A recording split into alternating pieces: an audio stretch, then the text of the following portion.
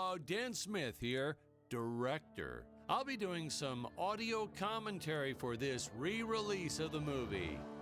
Oh, wait, not yet.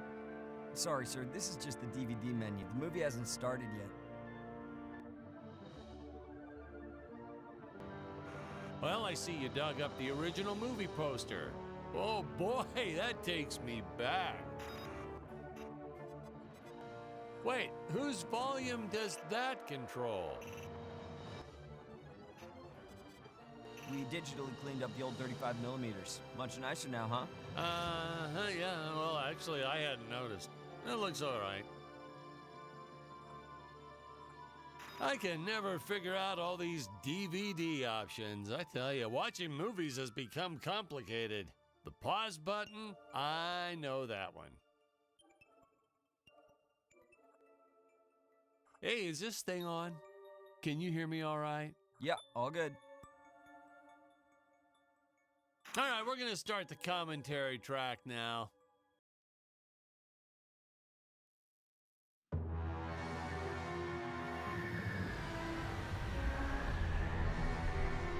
Hello, Dan Smith here. I directed this film back in, well, it feels like a century ago. Yeah. The studio asked me to provide a commentary track for the DVD release. And wham! Straight into the action. No fluff or anything. That's what we did back then. Crash-landed ship. Out pops our hero, the fearless Dick Starspeed.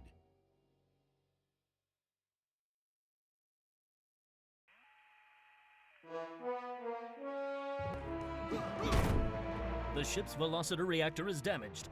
I believe that I am stranded on an alien planet. Played, of course, by actor Jonathan Digby. Went on to some minor roles after this. Such a shame. I thought from day one this guy's got leading man written all over his face. I'm often asked why Dick breaks these boxes. He actually ad-libbed it. I told Jonathan, always keep things exciting.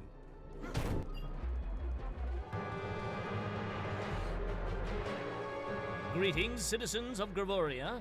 I am Dick Starspeed, and I come in peace.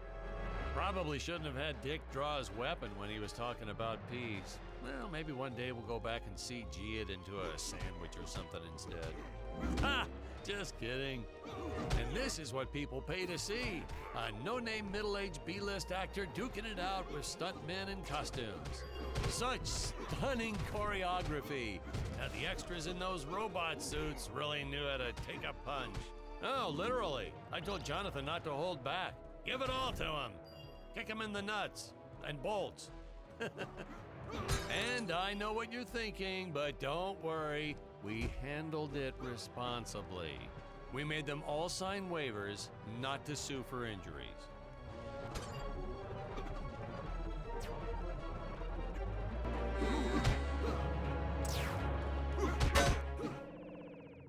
Holy smokes!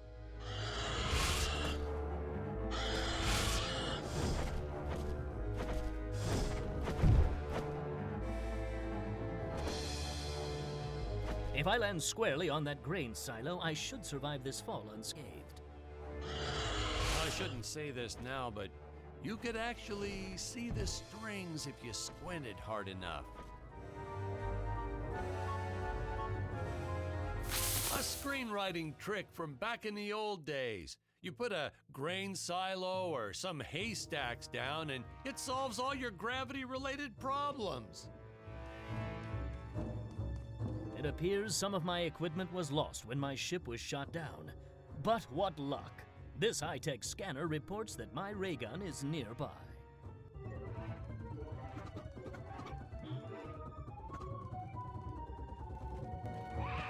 Oh, the dinosaurs! You just don't see quality stop motion like this anymore, do you? Someone actually sat there and moved them, frame by frame. Today, it'd be done with computers, but where's the artistry in that?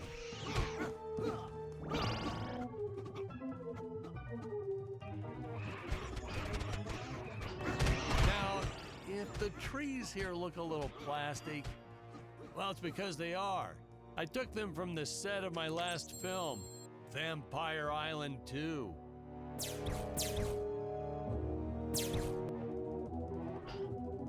We got our fair share of nasty letters from scientists complaining about our portrayal of the dinosaurs. Was news to me. Apparently these stegosauruses weren't meat eaters. Must have preferred shellfish or something. Wow, how do they know? That's what I say.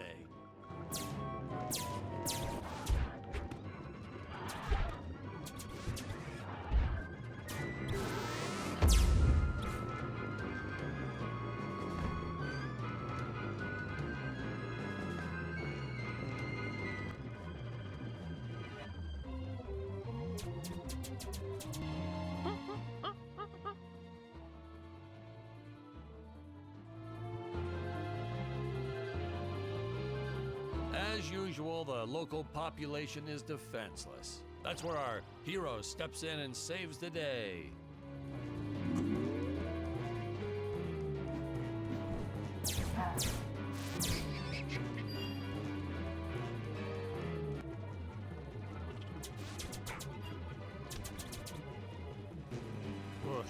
We put Jonathan through a lot shooting this film. He wasn't the best actor, especially when reacting to getting hit. He's what you call a flincher. So I told the stuntman to really just go to town on him. It's the only way to get an honest performance sometimes. Our props master tried to make the weapons soft, but there's only so much you can do. Lucky for us, Dick's entire body was covered in that spacesuit.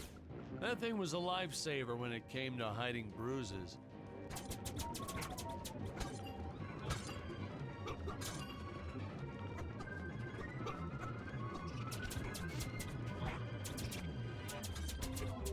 How curious.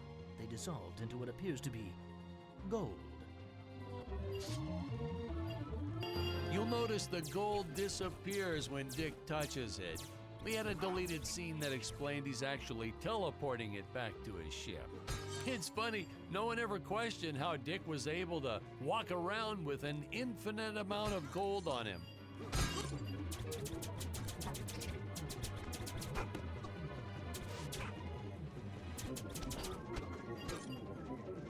We had to redo these shots.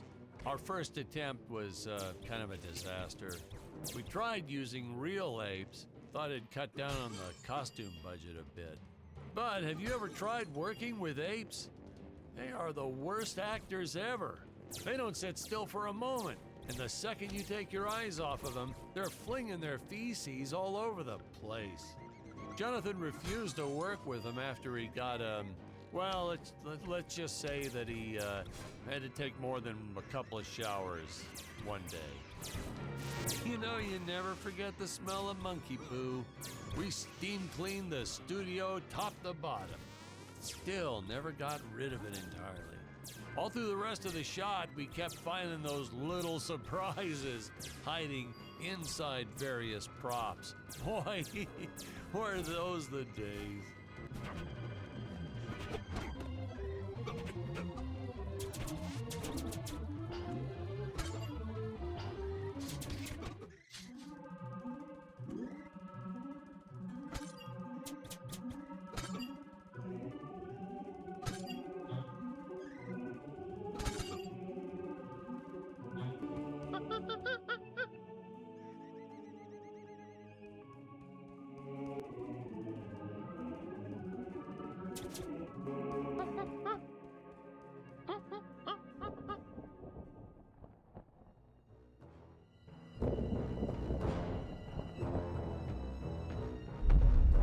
Some really top-notch stop-motion effects, huh? Unfortunately, we skimped on the Dick Starspeed puppet a little. The Earthman is not for you to eat, fiend! Oh, this was groundbreaking. We had the woman rescuing the man for once. We were really ahead of our time with this scene, but well, then again, I've always been rather progressive. The studio execs didn't seem to get why it was such a big deal, though. Sorry, we don't see this as anything unusual. Ha! Of course! It's unusual. A woman would never save the man. It just doesn't happen. Not in the movies, not in real life. I don't know why we didn't get more recognition for this scene. I guess I was just a little too ahead of my time.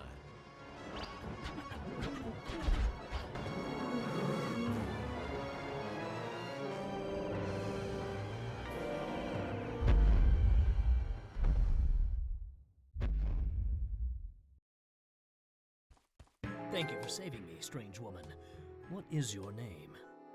I am the magnificent Scarlet Nova.